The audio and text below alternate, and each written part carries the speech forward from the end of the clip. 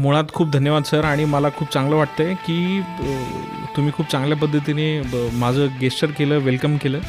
आणि मला एक ॲक्सिडेंटली मला अनुभव आला की मला याच्यामध्ये यावं वाटलं. माझं शिक्षण बेसिकली इलेक्ट्रॉनिक्समधनं झालं. मी काम ऑटोमोबाईलमध्ये केलं आणि आत्ता हॉस्पिटॅलिटीमध्ये मी काम करतो आहे. त्याच्यामागे एक स्टोरी आहे, engineer makes the world. Yes. आणि इंजिनियर आम्ही असंच म्हणतो की इंजिनिअरिंग सोडून बाकी सगळं करतो.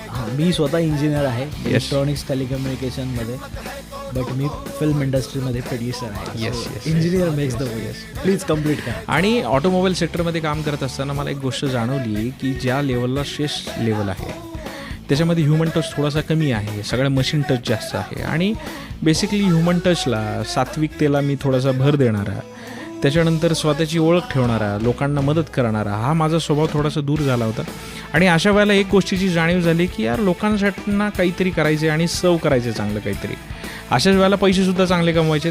पण पैसे कसे कमवायचे, तर अन्न, वस्त्र, निवारा या 3 सेक्टरमध्ये आपण काम करायचे, ज्याच्यामध्ये लोकांना आणि या गोष्टी जर व्यवस्थित झाल्या तर ॲटोमॅटिकली आपल्याला पैसे येतील आणि आपलं जे काही विजन आहे ते आपलं अचीव होईल. आणि that is the game only.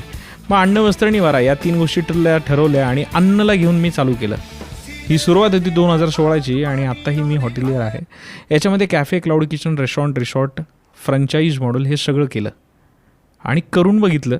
याच्या चांगल्या वाईट सगळे अनुभव बघितले आणि त्याच गोष्टीमध्ये ठरवलं की लोकांना काय मदत करू शकतो. जे आपण फेस केलं, आपल्याला ज्या अडचणी आल्या त्या लोकांना येऊ देणार नाही, ही कमिटमेंट घेतली आणि मग निघालो प्रवासाला. क्या बात आहे.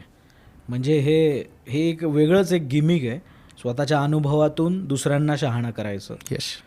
स्वतः हा अनुभव घेऊन, त्याचे चटके घेऊन दुसऱ्यांना त्याचा कसा फायदा होईल याचा हा प्रामाणिकपणाचा विचार. समर्थ म्हणतात की हिंडता शहाणे होता, फिरता कळू लागते.